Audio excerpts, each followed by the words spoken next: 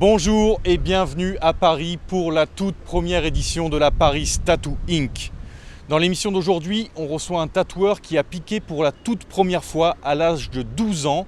Et aujourd'hui, il continue de faire bouger les lignes. Il fait partie de l'association Tatouage et Partage et il est devenu le premier et le seul tatoueur français à travailler dans les centres pénitentiaires.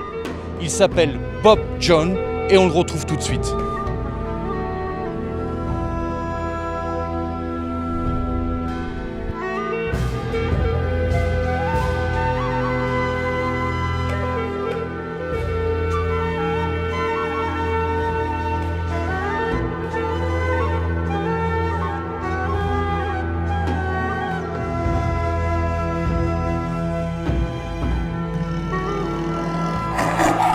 Bob John, bonsoir et merci d'avoir accepté notre invitation.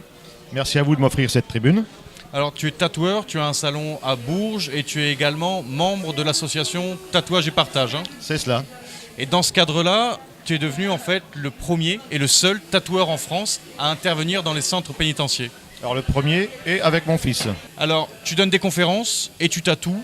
Avant d'en discuter, j'aimerais qu'on voit quelques images parce que pendant ce week-end, tu as donné des conférences. On regarde ça et on revient. Il faut savoir que le tatouage clandestin existe encore en centrale pénitentiaire, il existe dans toutes les prisons aujourd'hui. Il est interdit, donc il est vraiment clandestin. Il est sévèrement réprimandé quand on se fait attraper avec la fabrication de machines artisanales et tatouage sur ses co-détenus. Pas de tatouage facial, pas de tatouage sur les mains, etc. Pas de tatouage antisocial, pas de tatouage d'armes, de gangs, etc. La plupart des détenus qu'on va tatouer, on ne sait même pas ce qu'ils ont fait. Et on ne va pas le savoir. Le fait de refaire un recouvrement, ça va permettre, quand il sortira, de permettre sa réinsertion, que ce soit certes sociale, mais surtout au niveau du travail. J'aimerais que tu reviennes un petit peu sur comment tu es arrivé à tatouer dans les prisons. Alors c'était un peu par hasard avec un responsable du centre socioculturel d'une centrale pénitentiaire qui m'a demandé dans un premier temps d'effectuer une conférence au niveau de l'hygiène pour permettre une hygiène à peu près responsable en prison pour le tatouage alternatif qui s'exécute encore en prison. Et donc tu donnes aussi des conférences. Oui, des conférences dans les lycées techniques. Et toujours sous le couvert de ces conférences, on a eu une première approche de la centrale pénitentiaire qui a abouti, après de longs débats avec l'administration, à une création d'un atelier de tatouage au centre d'une maison pénitentiaire. On appelle exactement maison centrale pénitentiaire. Tu interviens régulièrement dans ces centres ? Nous avons une session par mois où l'on tatoue 4 détenus dans la journée, 2 le matin, 2 l'après-midi. Alors cet après-midi, on a rencontré un tatoueur qui a également tatoué en prison. Il a préféré garder l'anonymat, mais il nous a raconté son histoire. On regarde les images et on revient. Ok.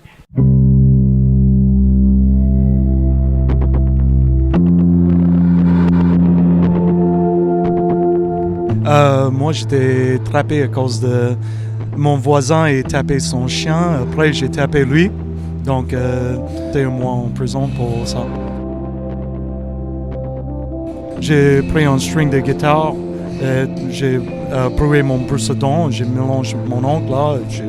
J'ai fait mon petit tatouage sur les mains là.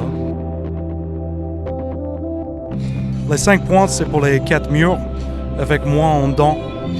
Donc, traditionnellement, c'est pour les gars qui font son temps en prison. Bon, les pratiques, c'est différent pour... C'est quoi les choses, c'est disponible, tu vois. Chaque prison a une autre règle. Parfois, tu dois les guitares, donc tu vas utiliser les strings de guitare. J'ai vu un gars il tatouer lui-même, mais avec les aiguilles de seringue, avec les fils. Je vois les trucs un peu bizarres, mais tu fais comme tu peux, tu vois.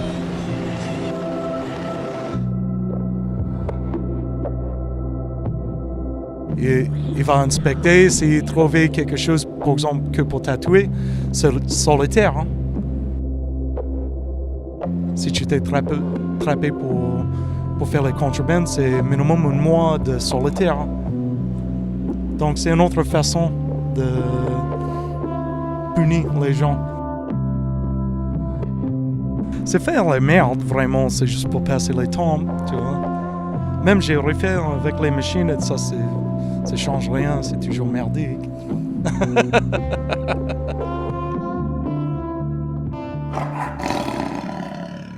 Alors Bob Jaune, est-ce que tu pourrais nous parler un petit peu des relations que tu as quand tu es au contact des détenus? Alors les premiers contacts, toujours sous couvert de conférences hygiène, ont été très fructueux. Ensuite, nous avons proposé une éthique égale à celle que nous pratiquons en studio avec le fils, avec Grégory.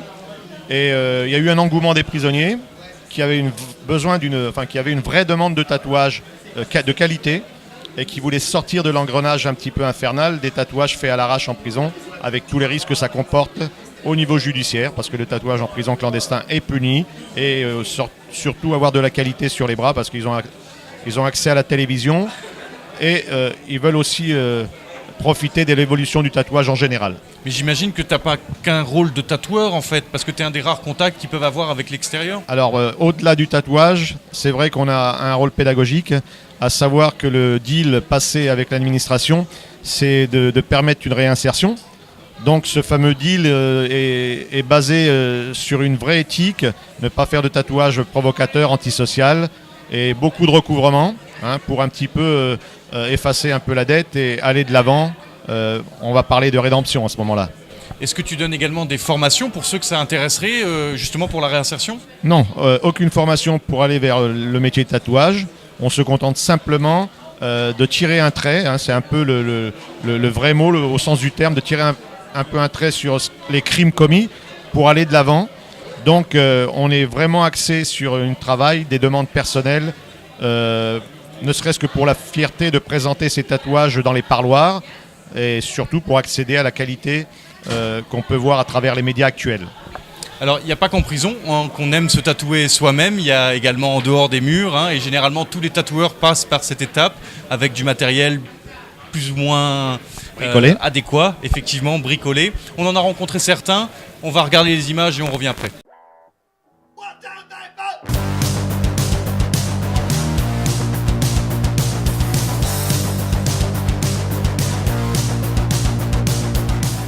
Tatouage non conventionnel, effectivement, j'ai fait ça, j'ai œuvré ça quand j'avais 17 ans. Bah ouais, les premiers direct quoi. Genre aiguille, encre de Chine, à l'arrache quoi, avec les potes.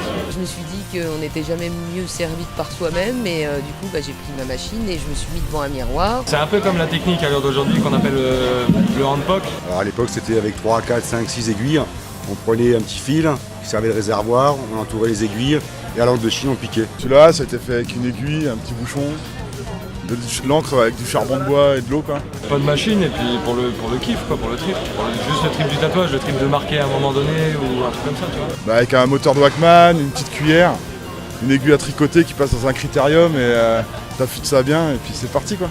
J'ai passé à peu près 5 heures pour la première moitié et 3 heures pour la deuxième puisque j'avais pris un petit peu plus le coup de main. À l'époque j'ai tatoué tous les GI américains qui savent me payer mes cigarettes du week-end, mon alcool du week-end, mes bottes du week-end, etc. et manger, voilà. Ils sont plus représentatifs parce que du coup on n'est pas parti dans l'idée d'avoir quelque chose de magnifique mais plutôt quelque chose de représentatif. Tu piques, tu trempes dans l'encre, crac, et puis voilà c'est parti quoi. C'était dur à faire parce que je voyais pas bien, j'avais pas d'accès facile parce qu'en plus il fallait tendre la peau donc j'avais les yeux comme ça dans le miroir, c'était pas évident quoi. Non c'est pas safe du tout.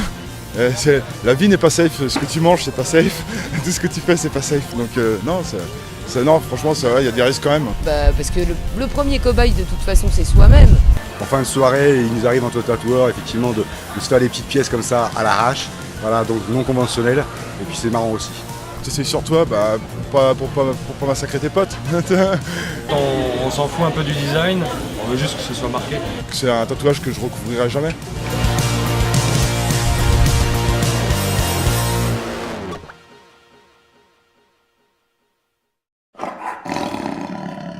Alors j'imagine qu'au fur et à mesure de tes visites dans les centres pénitentiaires, tu as dû voir des choses plus ou moins inhabituelles.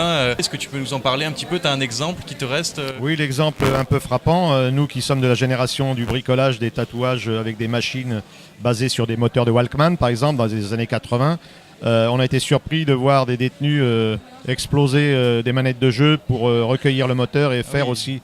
Il y a des moteurs à l'intérieur. Voilà, tout à fait. Donc, surtout un détenu qui nous a impressionné par sa dextérité avec un moteur de console de jeu et sa qualité de tracé. Et il y a quel genre d'outils on peut trouver en dehors des manettes de jeu, des brosses à dents? Comment est-ce que d'ailleurs l'encre, parce que le moteur, la manette de jeu, mais pour l'encre? Dans les conseils qu'on a donnés au début pour la réalisation de tatouages un peu plus safe, on a proposé de l'encre de stylo bille ou alors de l'encre basée sur de la fumée de plastique, résidus de plastique brûlés. On obtient du carbone mélangé avec un petit peu d'aftershave ou un petit peu d'eau bouillie, on peut avoir une encre à peu près potable, quoi. Mais j'imagine que ça reste quand même dangereux de s'injecter ce genre de produit sous la peau, non? Tout est dangereux. Si vous avez de l'encre avec des cicatifs et des solvants, tout est dangereux. Alors c'est pour ça que la création de l'atelier est tombée à propos, puisque du coup on a remplacé une pratique dangereuse et clandestine par quelque chose qui est quand même beaucoup plus de l'intérêt de la santé publique. Tu as vu des cas de tatoueurs qui s'étaient mis en danger, dont leur santé a été mise en danger par leurs actions? On peut voir le résultat sur les peaux où les débuts d'infection ont creusé les tatouages, où l'encre a été rejetée plus ou moins systématiquement. Et ça, c'est des choses qu'on évite maintenant. En ayant un prestataire à leur service, on leur évite tous les écueils des tatouages loupés, quoi. Et tu as vu des tatoueurs qui utilisaient ce genre d'appareil et très talentueux? Un, comme je vous parlais précédemment, un qui était très talentueux et qui malheureusement, puisqu'il pratiquait le tatouage clandestin, a été stoppé dans son activité, puni, puisqu'il y a un tribunal interne qui punit les délits internes. Et donc on a rajouté, je pense, à peu près 6 mois à sa peine qui était déjà très longue. Ici à la Paris Tattoo Inc, on a plein de talents et je vous propose de voir ce qu'ils nous ont fait aujourd'hui et de découvrir les gagnants du jour.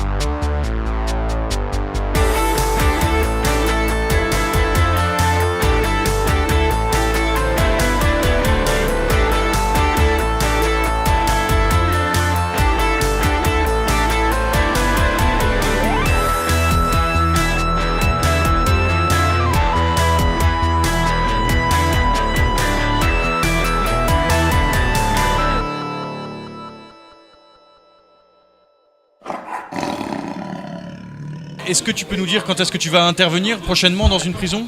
Notre prochaine session, c'est à la fin du mois de septembre. On reprend pour une saison avec les conseils promulgués aux détenus dans la réalisation de leur tatouage. On va être dans une phase de validation des dessins qu'on a dessinés pendant l'été.